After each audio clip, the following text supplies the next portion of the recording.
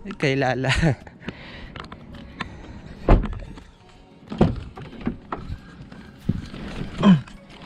Okay, so welcome to my vlog. Hello guys. Today is Saturday and it's currently 7:48 PM.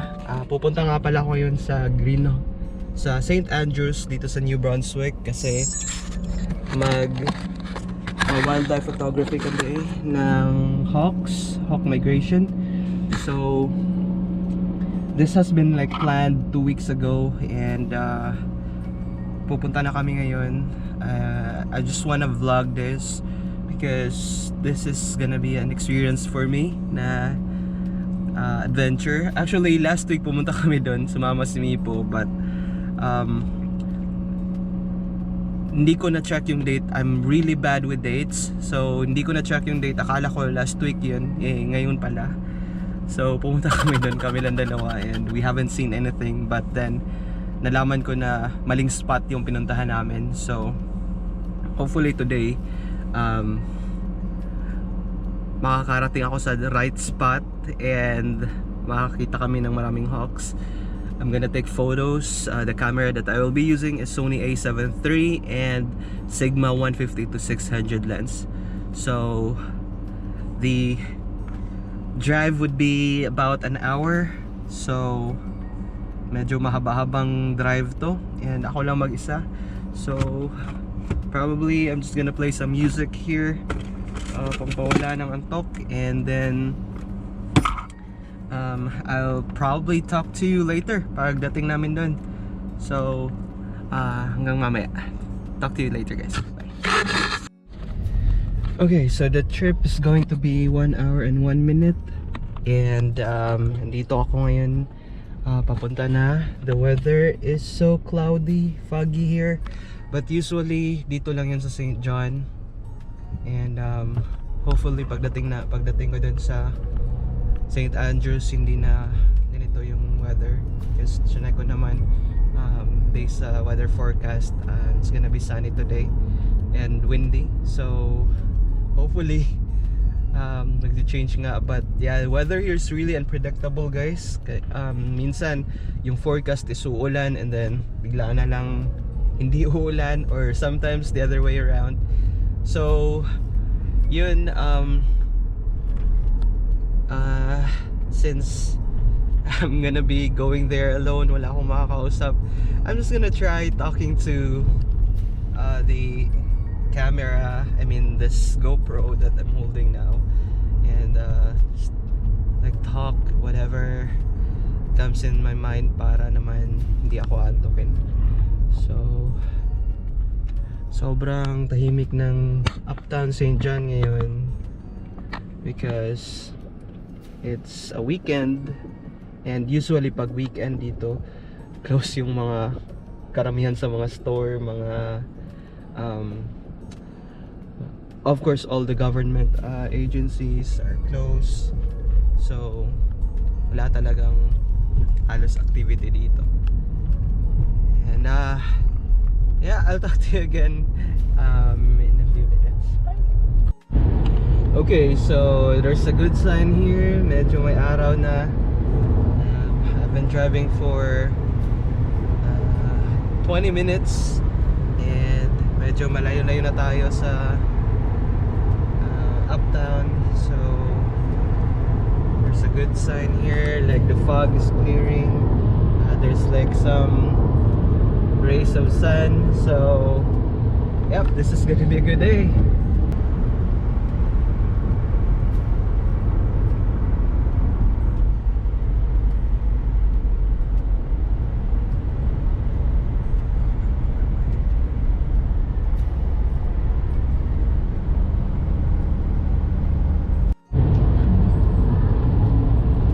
Okay, so we're now at St. George, just 18 minutes away from where we're going.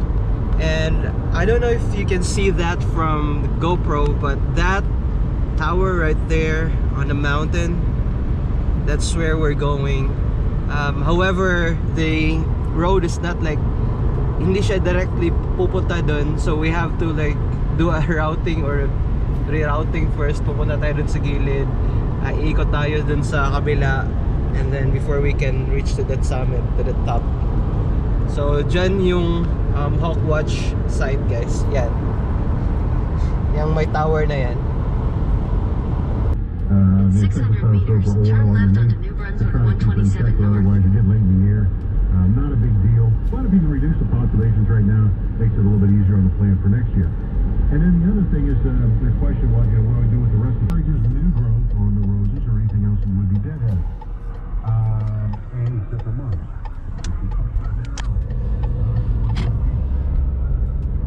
Continue on New Brunswick 127 North. So, I'm here. Dumating na ako dito sa spot.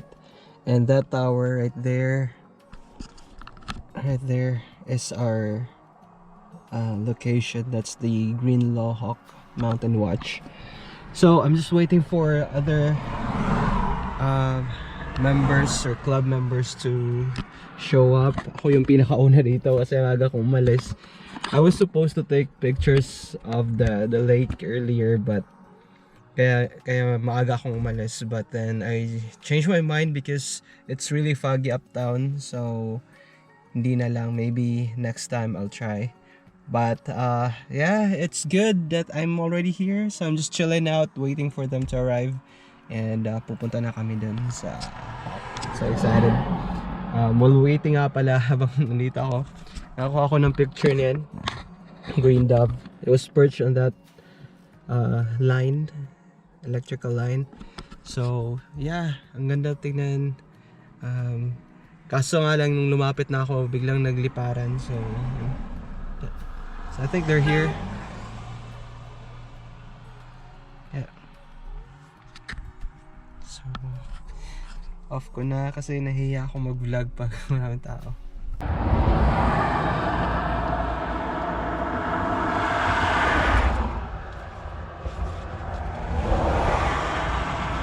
I'm ready for my stuff.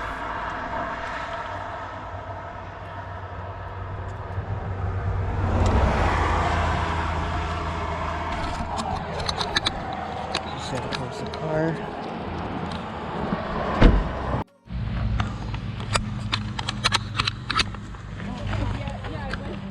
You can actually lift this up and then just put it back on. Sure. Yeah. That works. Yeah.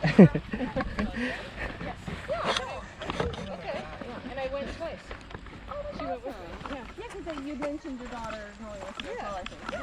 Okay. Then you were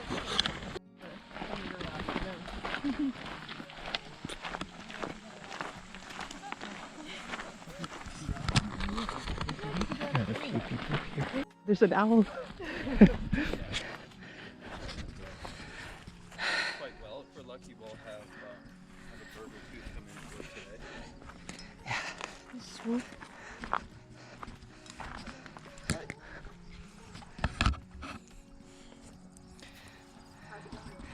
We're back here.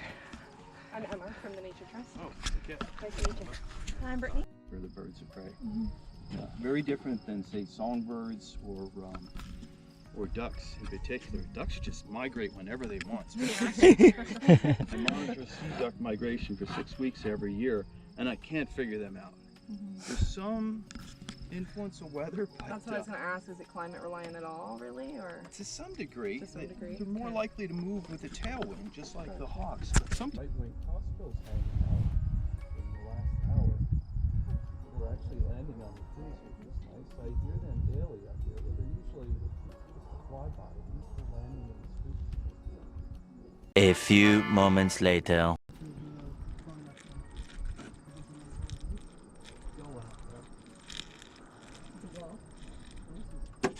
So close references like that work fine when you're shoulder to shoulder, like the three of you. If you're not shoulder to shoulder, you want to use something. A few moments later. So from this point on, I'm just gonna do a narration about what happened. Kasi nahihiya akong mag-vlog in public. Yeah. I mean, like, pag may ibang tao na hindi ko pa masyadong kilala. So, yun, yung ginawa namin dito is kumain lang kami. This was like around 12 noon. So, while waiting, we were still trying to spot hawks. We've spotted a couple of it, and on the later part of this video, papakita ko sa inyo yung mga video na nakuha ko about those hawks and also the photos that I've took. So, here it is. This one is an osprey. At first it looked a little strange. Seriously? Yeah, it's a model airplane. Yeah, that white thing flying Oh, around. there. Oh, yeah. Don't feel bad. We get that almost every time. Because I know that there's also another project with the Skudik area, is why I wasn't sure. Check Like it with out. this, yeah, the IPCA project. They start flying again. Oh, it is? Oh, yeah. We went down the Skudik River this summer. Oh, is it just the same vultures taking off again? Yeah. And we were doing a survey of some lands, and it was like we were having the most beautiful day, enjoying ourselves, and then my coworker PJ got something in her eye, and we had to like emergency canoe her back to the shore. And by the time we got her back, she was like, "Guys, I don't really want to tell you this, but my eye feels coordinator. She is now. So mine was her coordinator. At ito naman yung mga photos na nakuha ko doon. Yung iba kasi sobrang layo na, di naabot ng camera ko, but some were near, and ito yung mga pictures.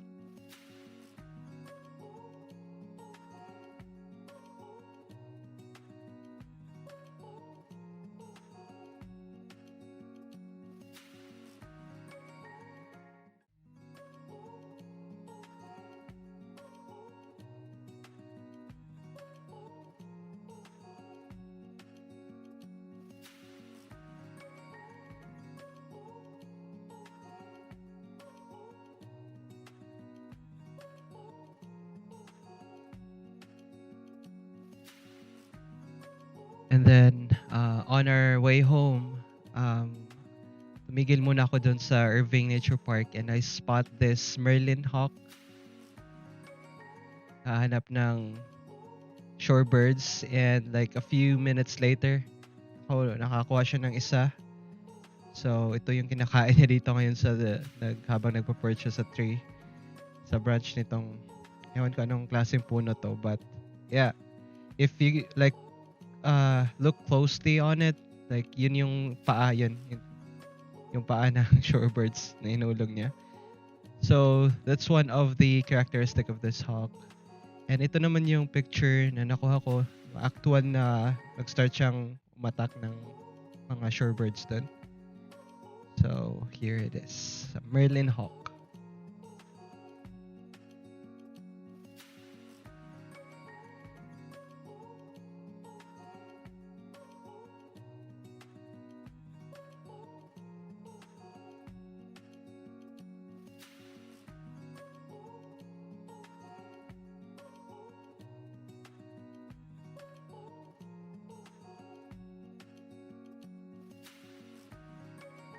So this is the last picture that I got from this Merlin hawk, and I've posted all the photos that I took in my Facebook page, Rensbo Gaming. I will put the link in the description below kung gusto nyo makita yung mga photos pa na mga wildlife doon.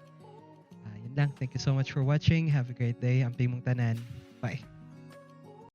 You lifted me up, you sailed me away.